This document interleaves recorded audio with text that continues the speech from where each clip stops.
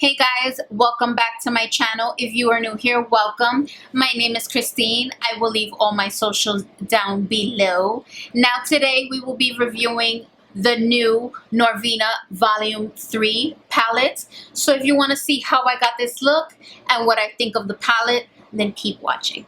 Okay guys, we are back with a Norvina review. This time we will be doing Volume 3. Now this is the unicarton, beautiful with butterfly detail. Again, same thing as the other two in terms of the instructions in the back, the ingredients, the shades that are giving you the warning for not intended for use around the immediate eye area. I mentioned that in my previous video, but I will list the shade names here. And let's open her up. Again, extra packaging for safety purposes. This is the front. I think it's gorgeous. Opening her up. This is what the palette in the inside looks like.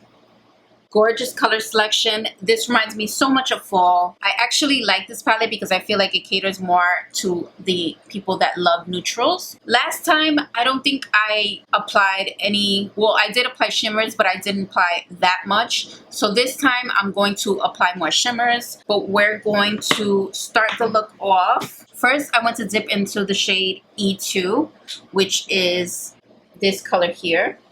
I will show you guys the kickback.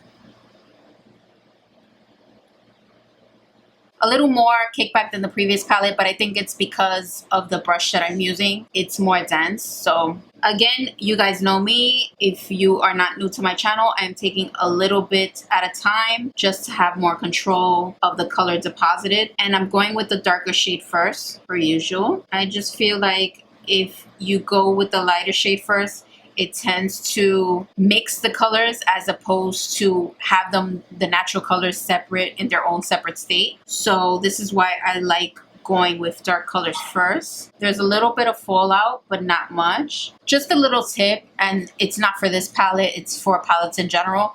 If you guys notice that your eye colors are getting a little bit muddy, I would just recommend doing this technique where you do the dark colors first and then go to the light. Just because if you think about it, applying a light color first and then a dark on top of it, it's definitely gonna make the light color muddy. So just something to think about. So that's the first color we have laid down. Beautiful color. The pigmentation, as you can see, is amazing, but we're gonna go right along. I wanna dip into shade C2, which is this shade here. And I'm just going directly on top of that color while at the same time having just the N a tiny bit touching the brown just so it blends. I think this palette is great for fall. So if you guys do not have a fall palette, I think you guys would probably want to check this out. I know a lot of Sephora stores currently have this, so you can go and swatch it in the Sephora store. If you're just not sure and you're afraid to buy it online, you can always go to the Sephora store and swatch it. Okay, that's what we have so far. Moving along, I want to dip into the shade E3, this shade here.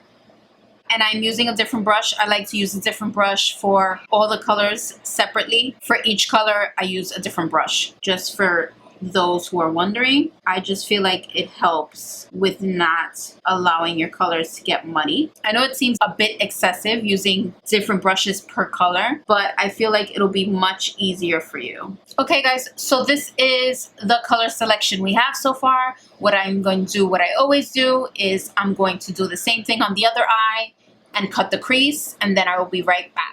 Okay guys, so we are back. I did the other eye off of camera as well as cut both of their creases, and we're gonna move right along. So, okay, I want to use that really bright orange shade, A5. This one here. And all I'm doing is just creating like a liner here with the orange, taking a little bit at a time, just so you have to be really precise with this, or as precise as you can be. You can clean it up later, which is what I'm gonna do, but you wanna try not to get too much of a mess. See that? So what I'm gonna do to clean this up just a little bit to make it more neat is I'm gonna take my Tarte Shape Tape with a really flat concealer brush and just clean up the line a little bit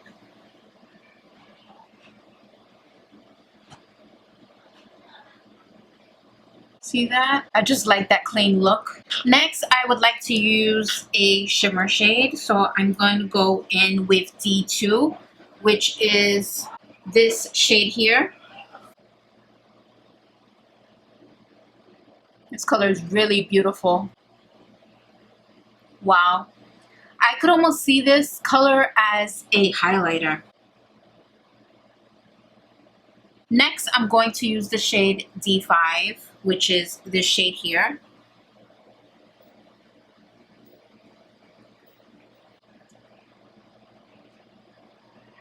Now, I know they kind of look like almost the same color on camera, but in real life or in person, you could kind of tell the shift. This one looks more like orangey as opposed to the first one, which was more on the gold. So this kind of looks like it has like peach reflex. Lastly, I want to use the shade D4, which is this shade here.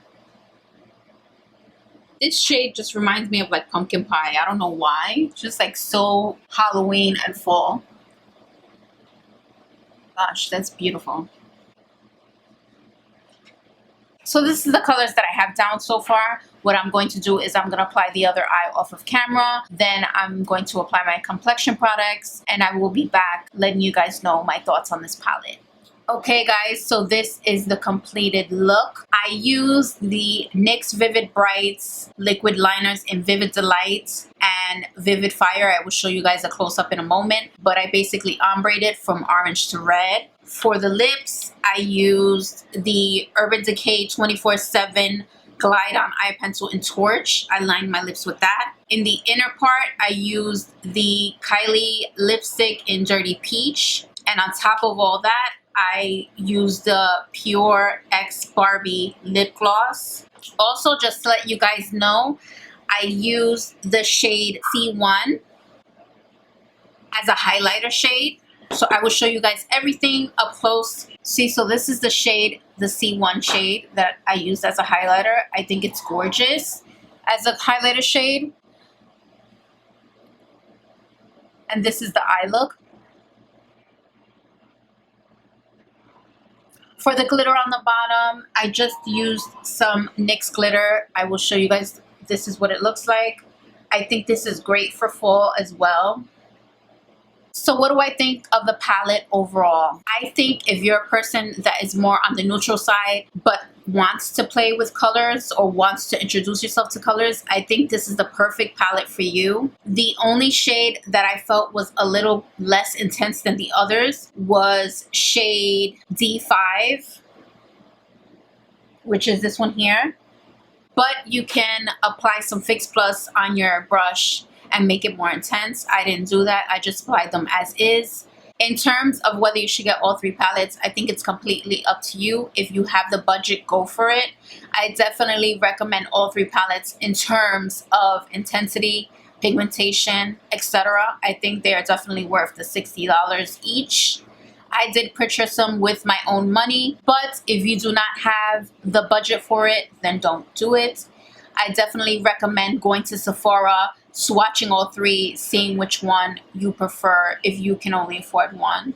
This palette I think is super great for fall. It has all your fall neutrals along with pops of color, but I still think it's an amazing staple if you need a fall palette. With that being said, I hope you guys enjoyed this review, and if you would like to see more others like this or would like to see anything in particular, please comment down below. Like this video if you enjoyed it. Please subscribe if you haven't already, and I will see you guys on the next one. Bye guys.